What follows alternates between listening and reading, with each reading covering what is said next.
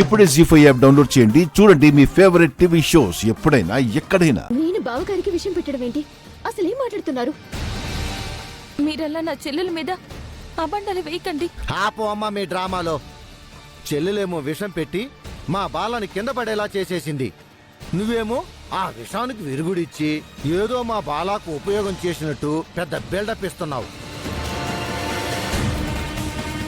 పిన్ని, గాయత్రి ఎన్నటికీ ఆ పని చేయదు. నువ్వు నీ పెళ్ళమ్మాయిలో ఉన్నావురా, కాబట్టి నీకేమీ అర్థం కావటం లేదు.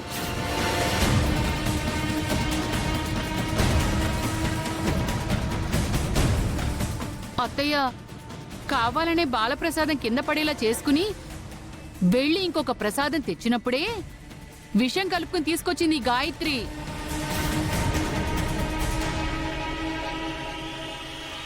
వాడు చావకపోతే ఏం చెయ్యాలో కూడా మేం plan ready చేసుకున్నామే. Plan A miss అయినా ప్లాన్ బి మిస్ అవ్వదు ఈసారి. మా పిల్లలు అలాంటి వాళ్ళు కాదండి. పెద్దాయనా, మీరు వాళ్ళతో కలిసి చాలా బాగా నటిస్తున్నారని మాకు తెలుసు. మాటలు జాగ్రత్తగా మాట్లాడండి. ఉన్నమాట అంటే కోపం వస్తోందా?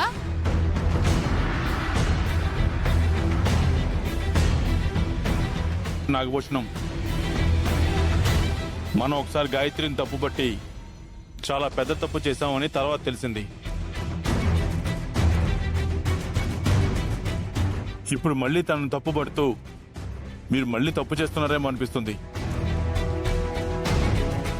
ఎలా కలిసిందో ఆ విషయం. గాయత్రి అయితే ఆ పని చేయదని మా నమ్మకం.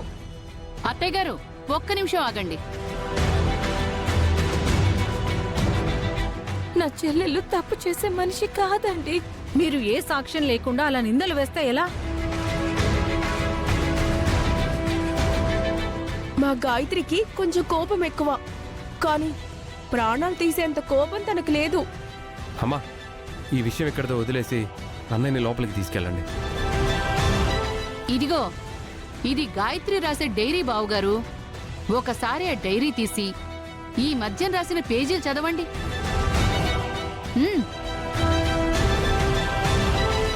ఇది నువ్వు రాసిన డైరీయా గాయత్రి? అవును మావయ్య గారు.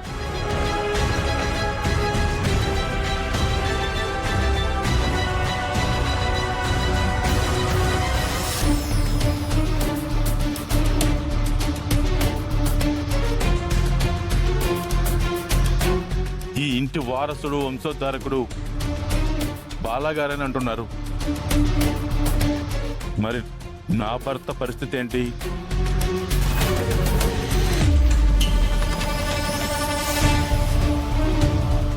నాకు చివరికి మిగిలేదేంటి?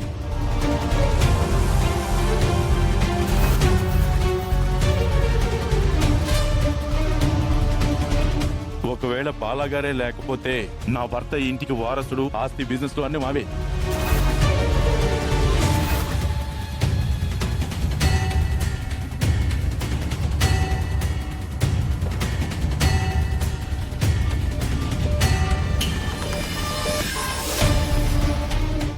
జీ5 యాప్ డౌన్లోడ్ చేసి అన్ని ఎపిసోడ్స్ పూర్తి ఉచితంగా చూడండి.